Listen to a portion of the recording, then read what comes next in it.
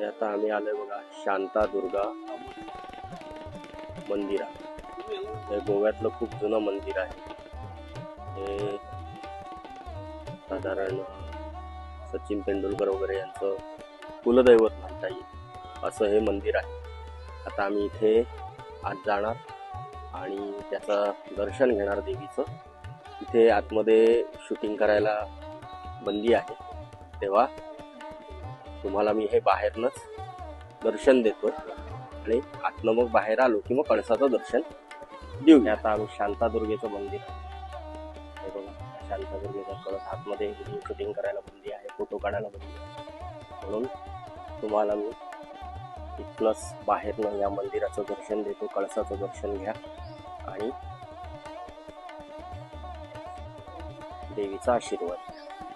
हे असं शांतादुर्गेचं मंदिर आहे. आजूबाजूला बारीक सारीक मंदिर आहेत, छान परिसर आहे. त्याच्या समोर एक ही बघा दीपमाळ आहे. एवढी मोठी दीपमाळ आहे, खूप मोठी दीपमाळ आहे. तुम्हाला व्हिडिओ मध्ये बारकी वाटेल, पण ज्यावेळी साक्षात बघाल त्यावेळी खूप मोठी असेल. चला आता पुढच्या देवदर्शनाला. हे शांतादुर्गेच्या मंदिरासमोर भव्य तळ आहे. किती शुद्ध आणि स्वच्छ पाणी आहे बघा. आतमध्ये बारकी बारकी बदकं पण आहेत, आता ती बहुतेक आजूबाजूला गेली. त्याचप्रमाणे समोर हा जो डोंगर दिसतो, ह्या डोंगरामध्ये एक मारुतीचं मंदिर आहे, कल्याण मारुती म्हणून, जे रामदास स्वामींनी स्थापन केलेलं आहे असं इथे कथित आहे. तेव्हा कधी आला तर इथलंही दर्शन घ्या. या डोंगरामध्ये कल्याण मारुती म्हणून मंदिर आहे. हे श्री रामनाथ देवस्थान गोवा फोंडा. हे बरोबर शांतादुर्गेच्या इथनं 1 किलोमीटरवर आहे. इकडनं एंट्रन्स आहे. ही समोर दिसतीये तुम्हाला ही दीपमाळ आहे. इथे आता आतमध्ये शूटिंग करायला आहे की नाही माहिती नाही, पण नसेल हां, त्यामुळे तुम्ही इथूनच बाहेरून देवळाचं दर्शन घ्या आणि देवाचा आशीर्वाद घ्या. हे बघा रामनाथ, श्री रामनाथ प्रसन्न. हे बाहेर बघा कसे दोन्ही दरवाजाच्या लेनदार एंट्रीच्या याच्यावर 2 हत्ती आहेत. हे बघा छान त्याचं हे केलेलं आहे. आणि इथे खाली बघा तुकाराम महाराज, रामदास स्वामी अशी सगळी वेगवेगळी चित्र आहेत. हे विवेकानंद स्वामी, मीराबाई,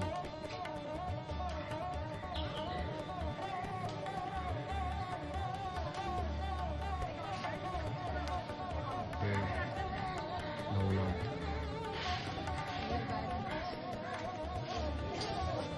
हे रामदास स्वामी अशी वेगवेगळी चित्र आहेत. आणि हा बघा श्री इंद्रकांत भवन, इंदिराकांत भवन. आणि हा देवळाचा माझ्या मते पुढे कुठेतरी जाण्याचा दरवाजा आहे.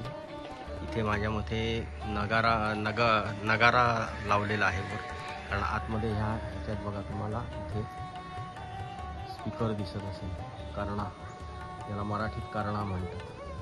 त्यामुळे देवळाच्या नगाऱ्याचं ही जागा दिसते. इथे समोर बघा तुळशी वृंदावन आहे. त्याच्या बरोबर मागे औदुंबराचं झाड आहे. चला आता आपण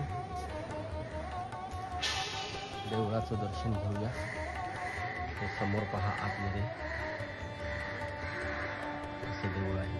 चला हे बघा इथे श्री रामनाथ मंदिर, श्री लक्ष्मीनारायण रामनाथाचं सिंहासन. आणि हा इथे हे घोड्याच्या मागे रथ आहे.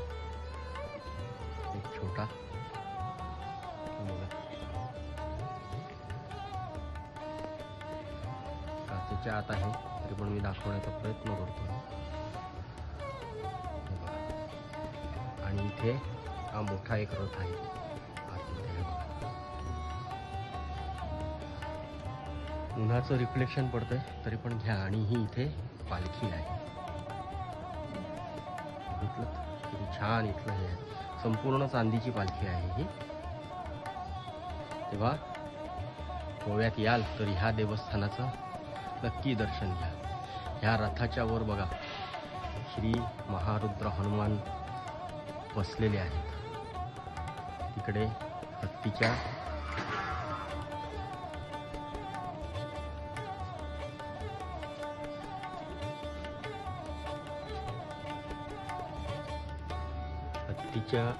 पाठीवर अंबारी आहे. तुम्हाला दिसत असेल तर रिफ्लेक्शनमुळे ते दिसत नाहीये पण मी दाखवण्याचा प्रयत्न केला. चला बघूया पुढे. इकडनं बघूया आपण. तरी संपूर्ण उन्हाचं रिफ्लेक्शन पडतंय. हा इथे देवाचा पाळणा आहे.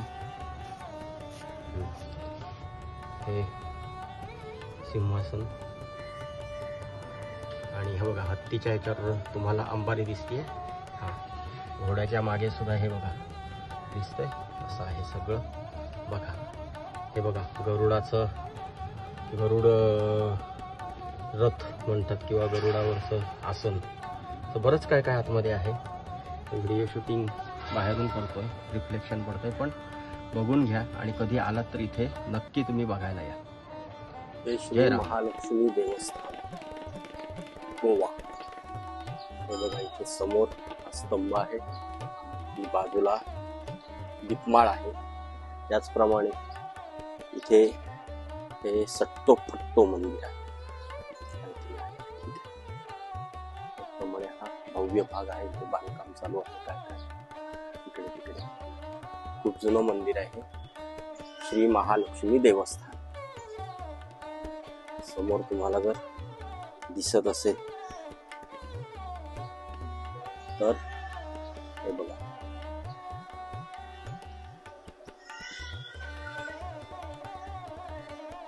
हे महालक्ष्मीचं प्रवेशद्वाराच्या वर मूर्ती आहे. परत आतमध्ये मेन मूर्ती आहे. हे असं प्रवेशद्वार आहे. हे बघा. त्याचप्रमाणे इकडे महालक्ष्मी निवास आणि अशी श्री नारायण देव सभागृह वगैरे असं आहे. त्याचप्रमाणे इथे हे बघा हे छानसं तुळशी वृंदावन केवढंच्या केवढं मोठं आहे पण छान आहे. तशीच ही आजूबाजूला देवस्थानाच्या छोटी छोटी मंदिरं आहेत.